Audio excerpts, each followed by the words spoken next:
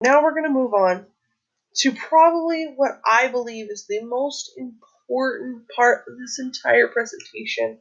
And while I would love for you to take away from everything I have said, this is the one thing I hope sticks out the most. And that's spending time together. Feeling like you can make time to be present.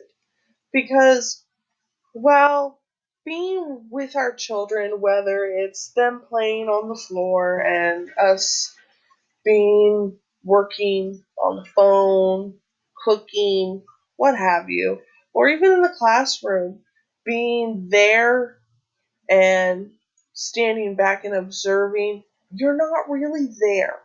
You're physically there, but mentally, you're somewhere else. Mentally, you're observing the children, you're figuring out who needs help, you're taking a step back, and you're no longer present with your children. And as parents, you're more likely to run into that necessarily than teachers, because with teachers, that is our job, but it does happen.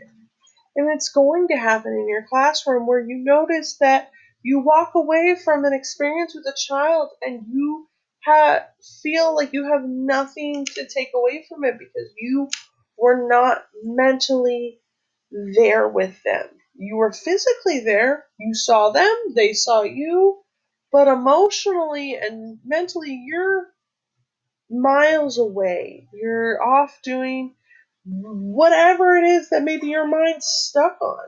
And while it seems like sometimes we need to say, this should go without saying, it you're their role model. They look up to you, and if they want to know that you enjoy being around them, you know, there's nothing that can hurt a child more than to feel like their parent, their role model, their teacher doesn't want to hang out with them. That's going to make them start to doubt themselves. Like, what is wrong with me that my teacher doesn't want to hang out with me? My parent doesn't want to hang out with me. So we want to make time to be present with them. And not only just to be present with them, we want to make it a regular occurrence. Oh, once a month, let's go get ice cream. Let's go to the movie. Let's go to the park. Let's do something. And not only just to do something that the child enjoys, but do something that you enjoy too. Bring yourself down to that level.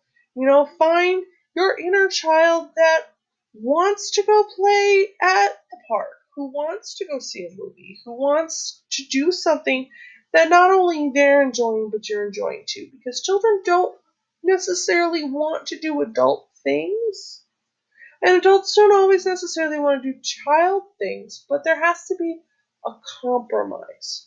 Especially when you're a parent, you have to remember why you're doing all of this. Why you go to work and why we're stressing and why we're running around with chickens like our heads cut off. And teachers do too.